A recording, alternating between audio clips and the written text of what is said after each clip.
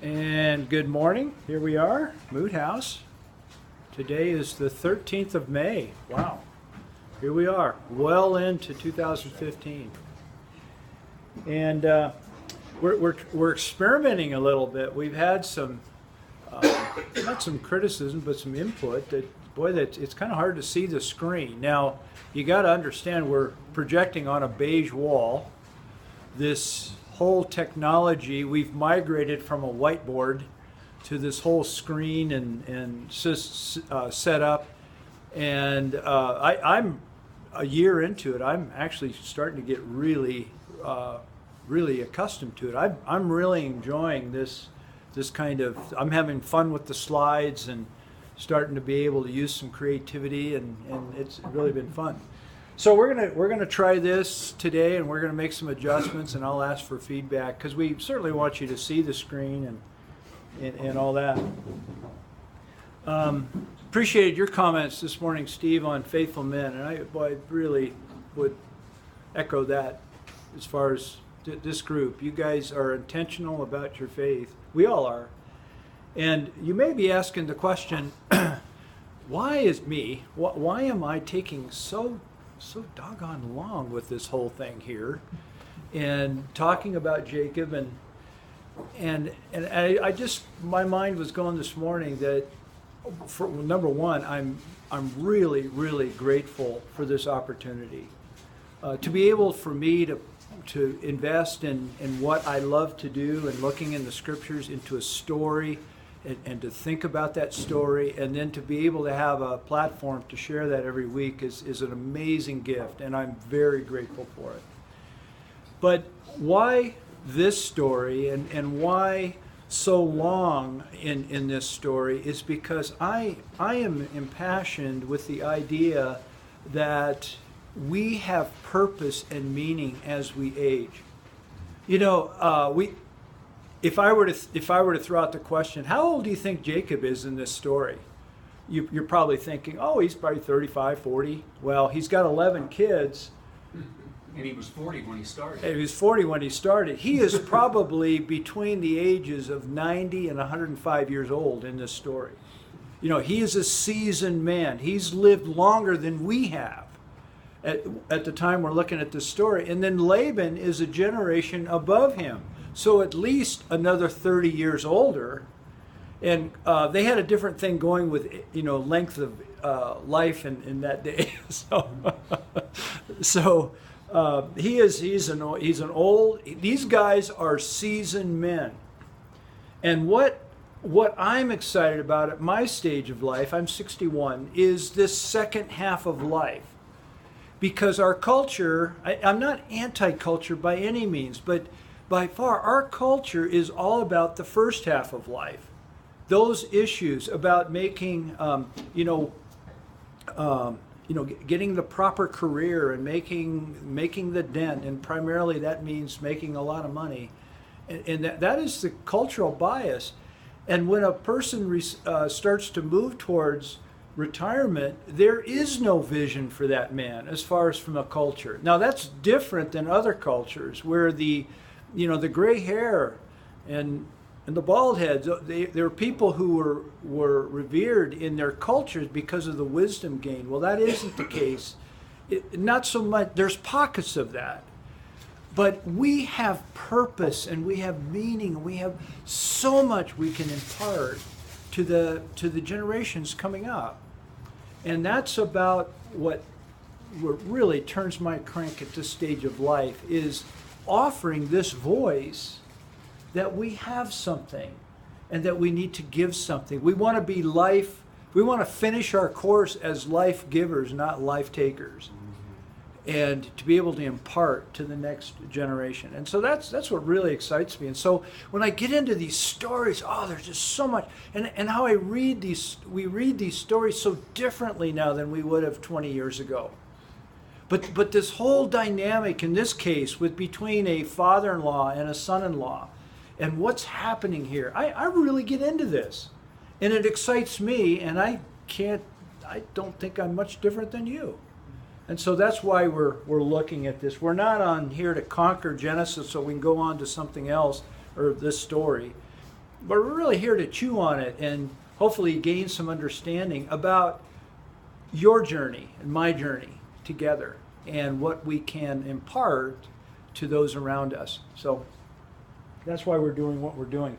Last week we looked at this idea here. Isn't that neat how you can zoom that in like that? I like that. If you can get it. Yeah. Last week was we're talking about this core challenge with these guys. The core and a core to a man, a core challenge to a man is what we're talking about. This is all relating to men, and it's this idea of resistance. And last week I defined it by resistance being an applied force in order to alter an opposing force. There is this idea of resistance, and it manifests itself a number of different ways. We're going to look at 2 ways this morning. We looked at that most of society is oh, I can't do that.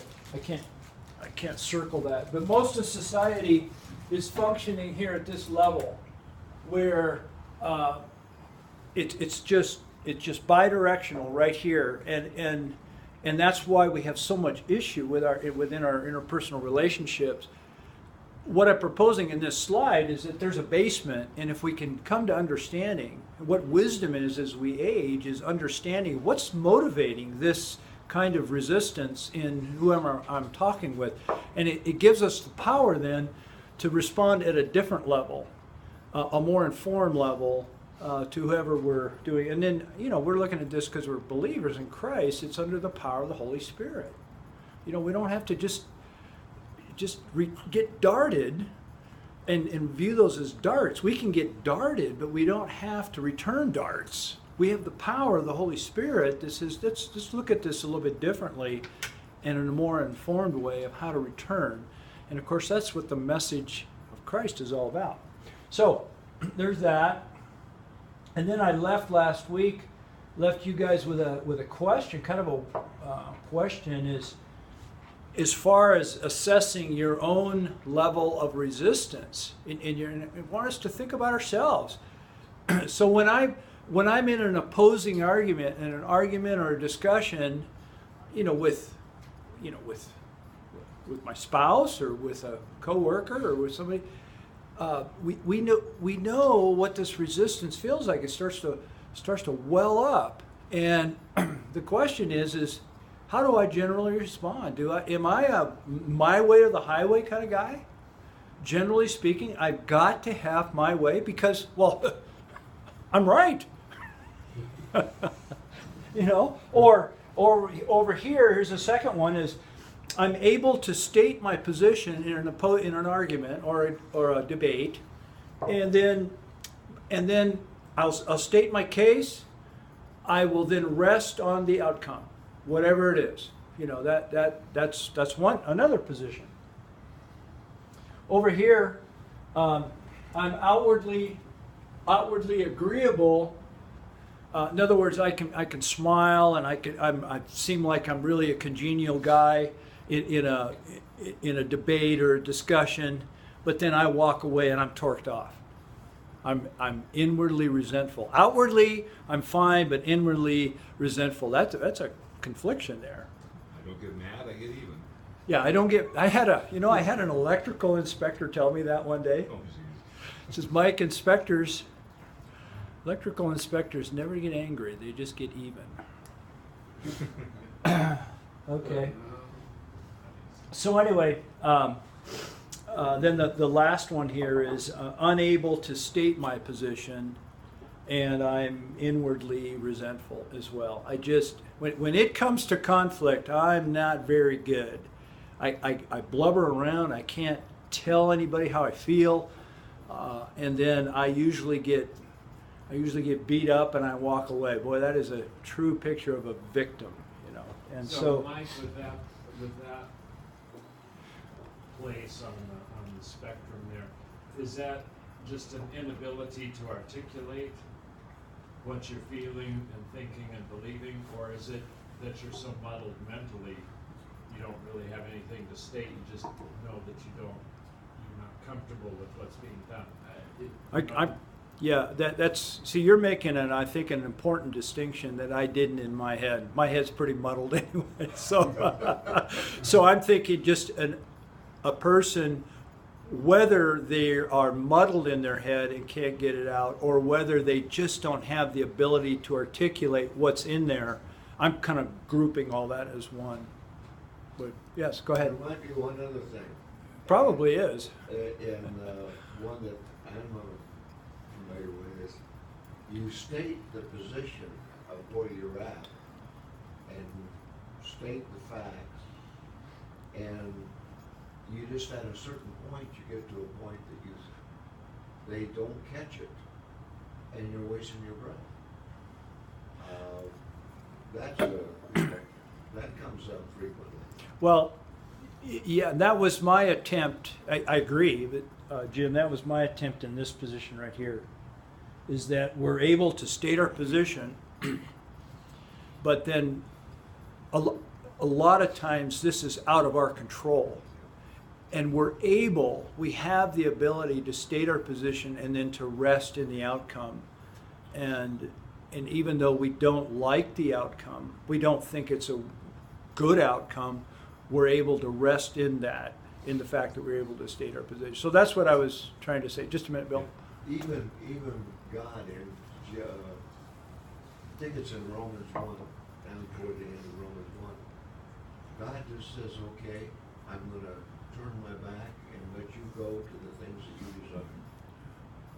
So it's not unscriptural to feel that way. Oh, no. It's better than to be into exchanging evil for evil, because that reaps nothing. I think at our age we learn how much we can't control.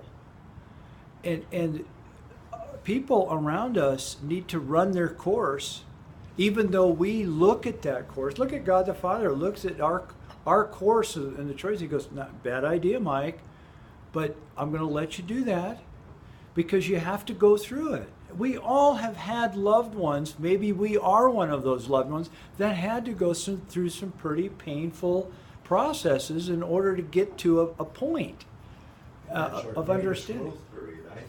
What's that? That's been my greatest growth period, is these trials and tribulations Yeah. that you go through. Yeah, exactly. Now Bill's got a comment. Yeah, a cautionary note, Jim, and this, I'll use an illustration. One of my kids, at one time, we got into a disagreement, and they stressed the point that I just wasn't listening. And I had to make it very clear to them, I was listening, and I understood, I disagreed. They concluded listening with agreement. Because if you really listen to me, of course you would agree with me. And the answer was, no, I don't agree with you. And so when turning that back to us, I think sometimes when people disagree with us, we think they didn't get what we were saying, and they may have gotten it very clearly.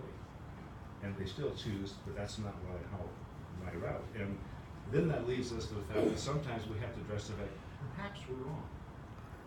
Maybe we're right, but the fact we both have to live in the same space is that old idea, we have to agree to disagree to move forward.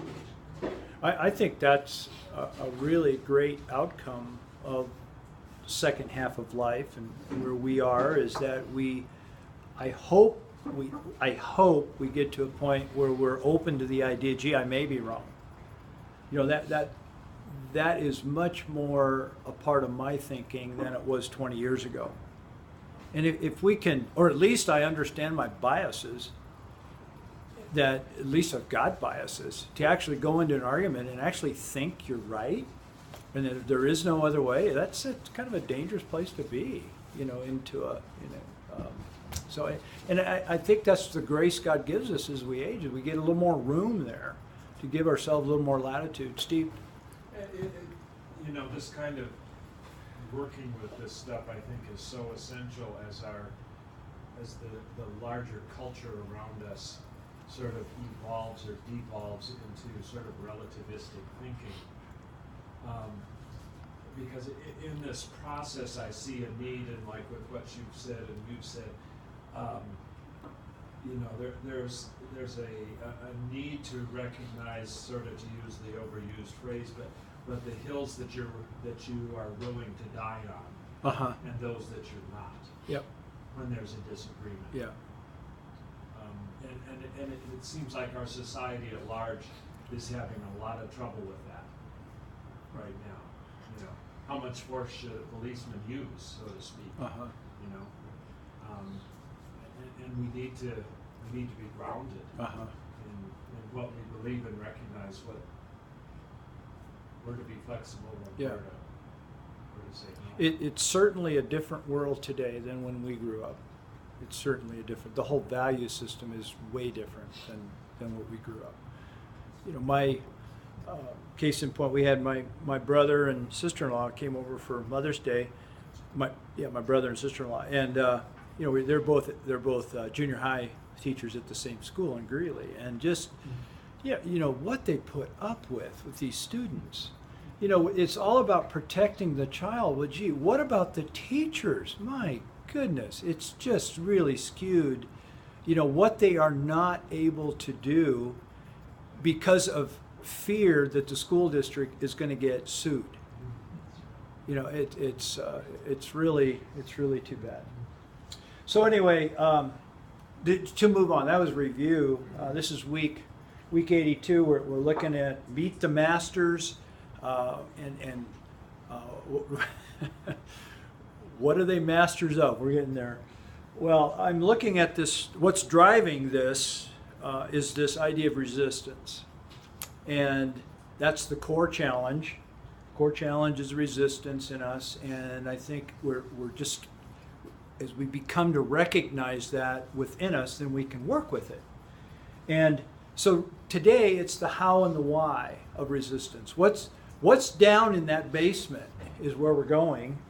And I'm not going to read the text because of time. We know the story, I think. And what I'd like to ask us is, you know, how are we seeing resistance being demonstrated in these two guys, Laban and Jacob? So let's open it up.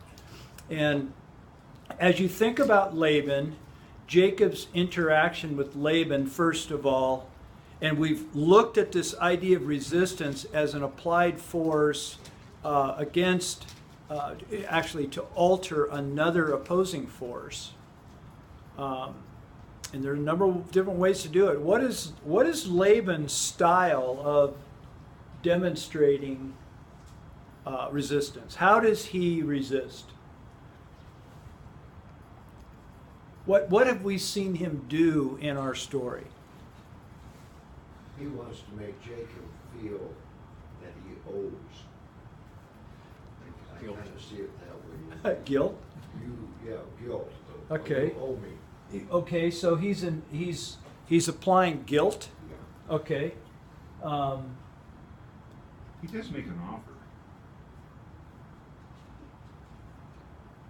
He does what? He makes an offer. I mean, he'll crank up his offer. Okay, it's like when he finally asks for the raise, I'm going to leave. The boss says, "Oh, okay. Well, what do you know?"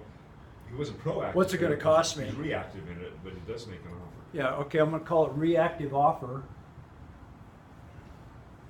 But even prior to this interchange, what have we seen Laban do? What is he notorious for? Deception, Deception sneakiness. and manipulation. Manipulation. But his wrong daughter better than the right daughter. Yeah. Yeah, okay, manipulation.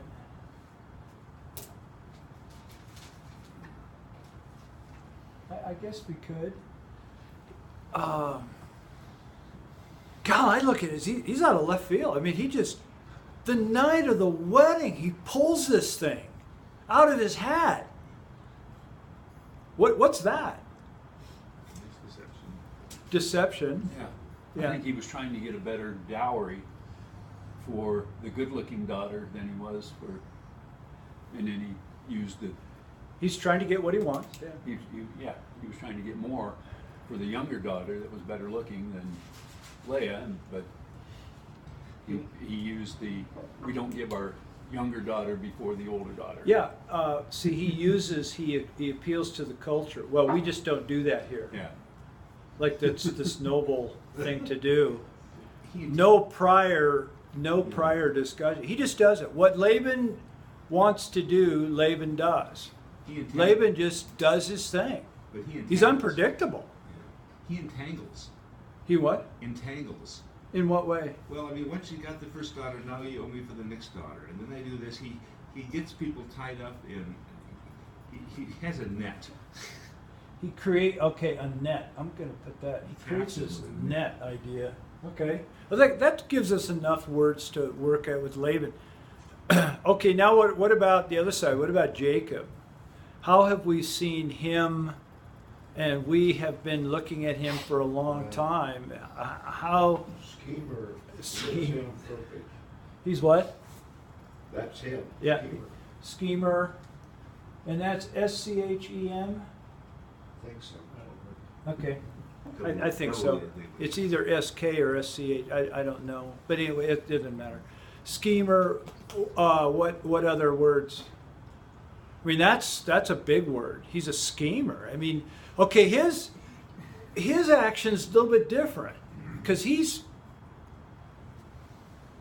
well, I don't want to. You tell me what. He's manipulated. Yeah, manipulated. Manipulated. He's powerless. Because you look at the deception with his father Isaac. Who started that? Wasn't Jacob, What you mean, his mother? his mother. True. And then with, okay, I'm ready to leave, or I want my wife. Oh, you can have her if you Yeah. serve me another.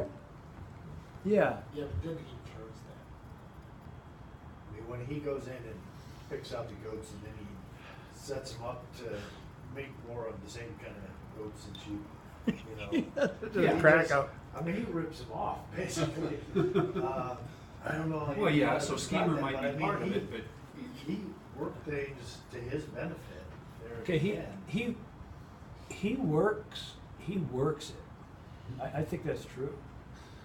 I think he's a strategist. This guy. Now you mentioned the stolen blessing. Yes, who initiated? I think his mother initiated in the text. But guys, what happened prior to that? The birthright deal. The birthright, was the- Jacob all the way. Yeah. The birthright, the pot of soup that just happened to be there. that's premeditated. This guy he's a master at strategy. You know, I got There's one master. I got to defend him a little bit here because just prior to this, he stays and he does the job, and Laban prospers. Yeah. And he has, I guess, his last child up until Benjamin, and then he says, "Send me on my way." He says, "Time to go." And there's no manipulation in that at this point. He's done his job. He's worked his time. He's put in his effort. Laban's benefited. At this point, Jacob hasn't done anything sleazy, sneaky, or scheming. He has to be sent on his way, and then once he meets resistance, and by the way, we find out later that God kind of gives him insight how to do this. Yeah.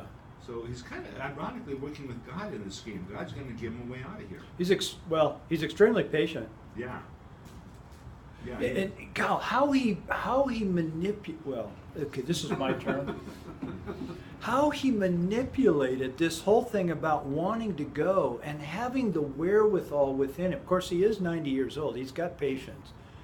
To wait a little bit longer, to rip his father-in-law totally off.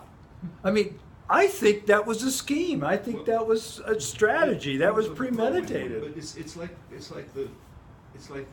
happened a couple other times. It's like when Abraham was down in deceiving Pharaoh, and he left. They gave him a bunch of money when he left. He plundered them when he left. They tried to keep him, and he left. And the same thing happens to the Egyptians. They tried to. When people have offered resistance to God's chosen people, God figures out a way that you're not going to let them go. When they leave, they're going to plunder you. You know, take that. I guess that's true, yeah. What about the deal he made with God? We've not talked about that. He said, "Now, if you bless me, you'll be my God." That's an interesting prayer that he made there.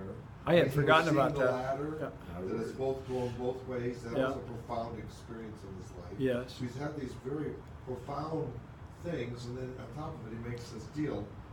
You'll be my God after a while now, after 90 years.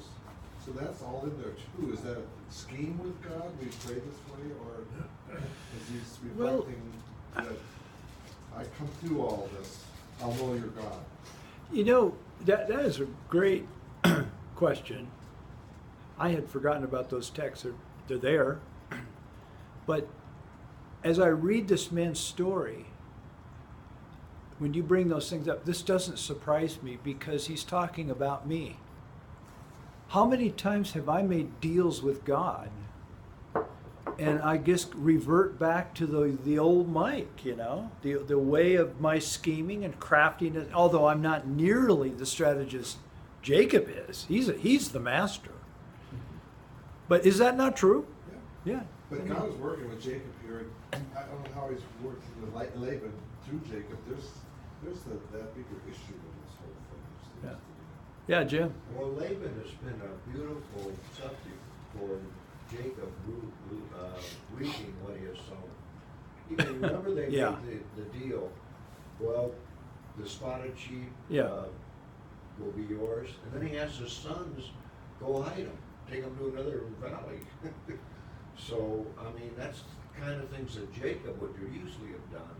And then Laban did it to him, and then he turns around and misbreeds all these animals. They're kind of strongest ones. they're learning from each other here. Okay, we've got it. I'm seeing a contrast between these two guys. I'm seeing two ways that resistance is demonstrated, and you guys might see it a little bit differently than the next slide I'm going to show. But I've already created the slides and I can't change them at this point.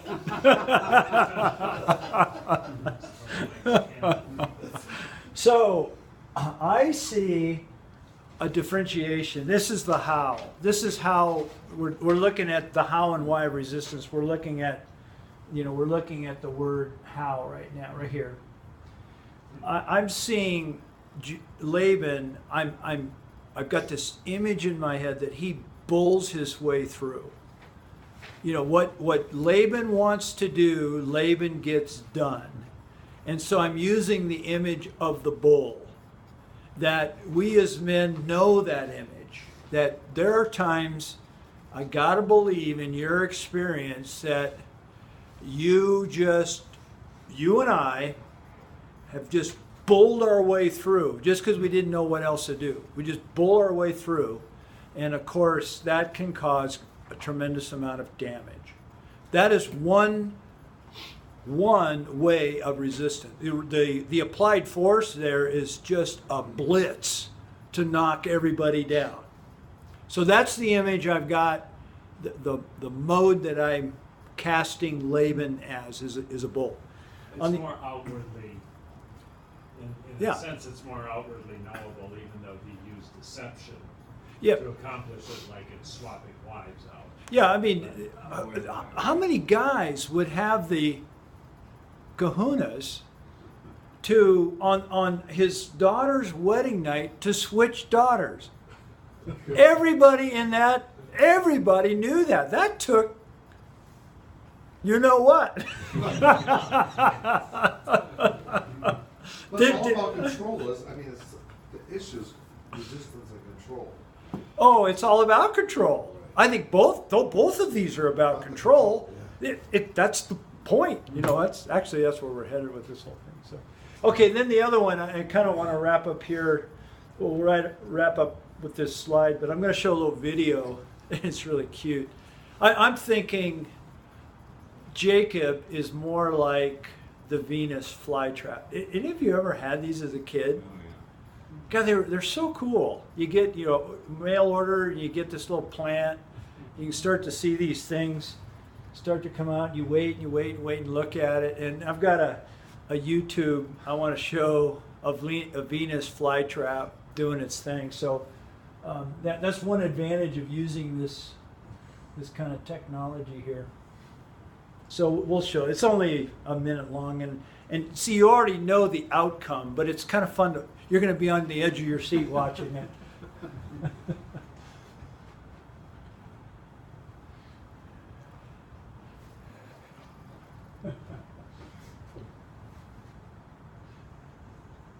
There's the fly.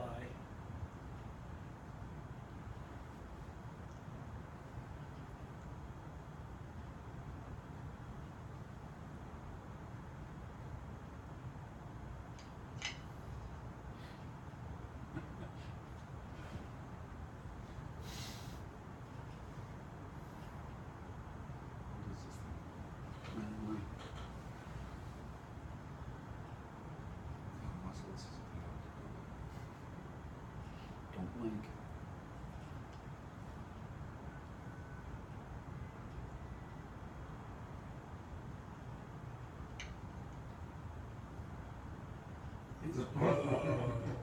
Wow. Isn't that amazing? That's That is incredible. amazing. Hmm. Point. You'd almost think that was intelligent design, you know? Well, if we could focus in on that, tremendous amount of what in that picture? Patience. Patience. You know, just think about if you're in the Venus flytrap and you're saying, you know, I haven't eaten in 3 weeks. Oh, it's so close. But if I close now, and he waited, that Venus flytrap waited for that fly to get totally engulfed, and then whack, like that. Now I'm equating our friend Jacob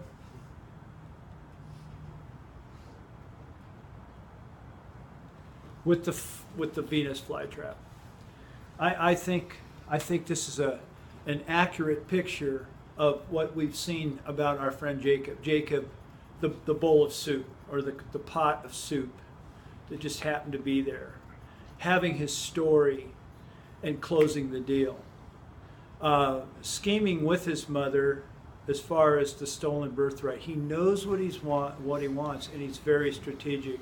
Now we see him way into the second half of life, 90 years old or so, scheming about his future and coming to his father-in-law with a proposal. And I believe it was premeditated, that I'm reading into the text, I think he knew, or at least had the wherewithal to respond to his father-in-law's response and said, listen, you don't have to give me a thing. All I ask is I'll take the worst of the flock.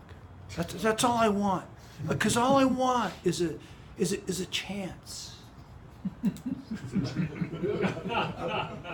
Well, he did with his wives. And then- Think about it. He just let them do that. Whack!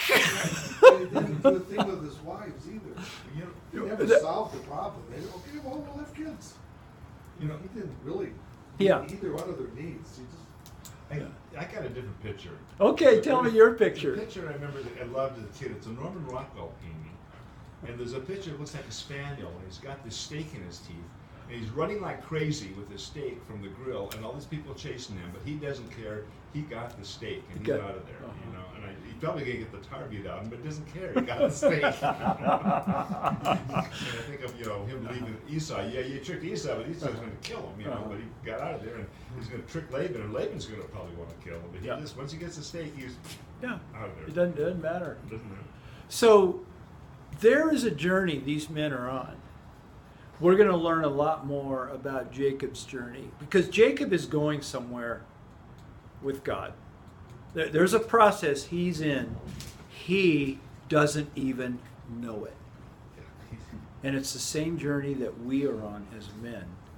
The same place that we all either have been or will be, maybe more than once. But that's where we're headed. Today, where I'll leave it is just simply Laban the bull and Jacob the Venus flytrap. We'll pick up next week. And the ultimate schemer.